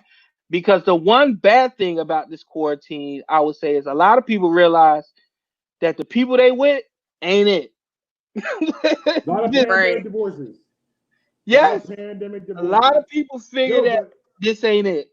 Yo, but you think about it, like, it's not just, it's funny. It's something I said too before, is like, you have the pandemic divorces, and you also, like, if you having problems with your children right now in the pandemic, you were a bad parent before the pandemic. Don't blame your kids, don't blame your parenting skills on the pandemic. You were a bad parent before that. Like, right. That's it. Like, don't be acting like, oh my God, my kids, they're all out of control. I don't understand. They won't listen. They didn't listen to you before that. They would cuss you out in the verse before that. Like, right. You know what I mean? Like, so. Absolutely. I remember, so I live in the burbs, right? I see it all the time. I go to the local grocery store, and when I'm walking down the aisle of my cart, I hear this kid like, "No, Mom, I don't want to do that. I'm not listening to you. No, Mom, no." By your voice, I'm thinking that the kid was white. Yeah, absolutely. Come on. Okay. Absolutely. All right. Absolutely. But no, because we've all been smacked from aisle 1 to aisle 8. we blame the pandemic on things that was happening before the pandemic. If you were in a bad relationship, this situation has highlighted your bad relationship. If you had kids that suck, you're the reason your kids suck. You are the reason for all this stuff. So you need to be accountable to you. Don't be blaming side things like what's happening since March 13th on your current life and your current environment. So the environment that you created, you didn't have to be in one spot. Like cheating, you ain't getting that off now. You home. You ain't. What you gonna be in the bathroom like, girl? You look good. Hold on. Look at you, girl. Oh shit. Oh yeah. Come on, man. How you cheating during the quarantine? Girl, I'm about to text you silly. I'm about to text you to sleep. Wait, I had a guy tell me this is what cracks me up. So he told me he had got laid off, which is what a whole bunch of people, because I got laid off too. And this was when we were still in the red phase, so everything was shut down. Here you go talking about something. I said, so when did you want to, FaceTime again? He was like, oh, I'm really busy. I said, busy doing what? You don't got no job. And everything is closed. So what? I was like, you know what? Delete my number out your phone. Do us both a favor. Just take my number out your phone. Don't text me no more. Yeah, girl, I could talk to you, but between 6 and 8:25. Like you call between those times. That's all I got. Like, how do women still fall for that too? Like, oh yeah, girl, I was asleep. But listen, I'm up like around 3 a.m. to 3:45. Like, if you answer like this, hello. If you all girl, just the library boys, hello. Hello? All right, my producer, my light-skinned producer, telling me I gotta wrap it up. So I'm gonna let him get his rant in. I'm gonna get my rant in, then we gonna close it out. All right, come on, man, with your light-skinned rant. Let me mute myself first. Oh, there you go. Okay, go ahead, sir. So, back on the politic thing, I feel like we should just get rid of the Democratic Party and the Republican Party, and I feel like it should just be a whole party, Because how are we the United States of America, but we have two separate parties and all these separate things, and it's just crazy. So I feel like we should just have one party, and people bring their best views, and if you agree with the view, you vote. Da da da. And also, my birthday's coming up, July 26th. I want an iPad Air 3rd generation Apple Pencil. That's the one other thing I want. I'll be really grateful if I could get that. I would love to use it for school, my notes, papers, all that stuff. Because I'm going into 8th grade, so I'm really need it. Woo woo, So 8th grade. So please, spam my father. Thank you. Okay. That's what's up. I respect that. First of all, Junior high school. Woo woo. My cash app for his fun is his Apple fun. Get out of here. Yeah, iPad 3rd generation. Yo, you thought that one out, didn't you? Yeah, I did. Came prepared. I respect that. What? Anyway, but my rant is, man, I done had like 3 different things I wanted to rant about, but my most thing I want to rant about is stop complaining and blaming everybody else for your problems.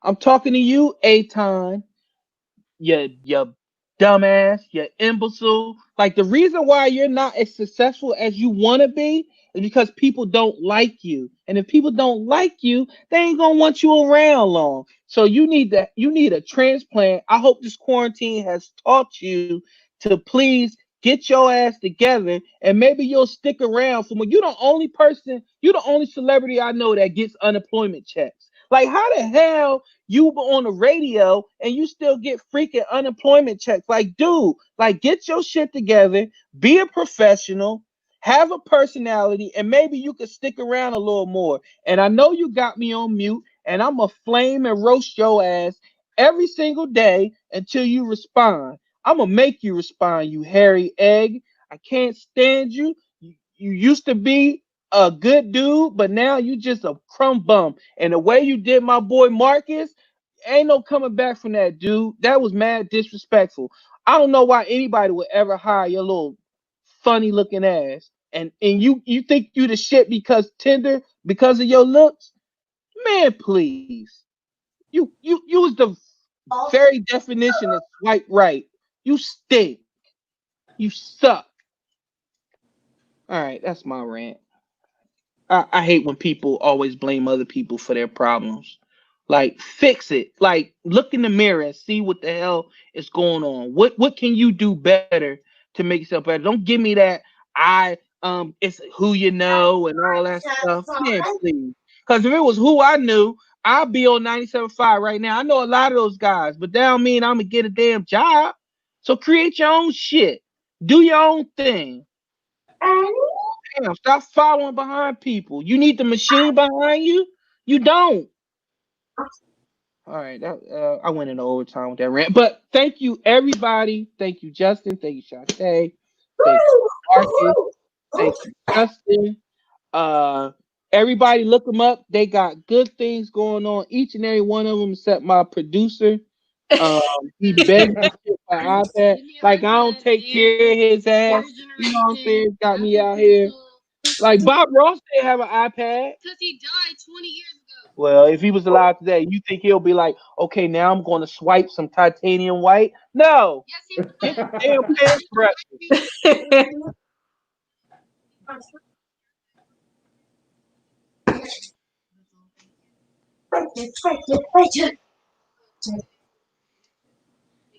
And my next rant, pulling out. Okay. Make sure you know what you're doing, because then you'll have somebody 12 years later asking you for an iPad. So, with that said, everybody, thank you. I love you guys for coming on, as always. Thanks for having us. Salute. I'm going to do it again on Friday. And y'all know, I'll send y'all the link, and y'all can just jump in. I'm telling y'all, it's open. I don't care if whoever jump in. You know, if y'all want to get rid of me now. Yeah, hey, listen. Listen. Hey, this ain't T-Mobile. I ain't got no Fave 7. If you get in, you get in. It is what it is. Well, I love you guys. Appreciate you. Be good. Be safe.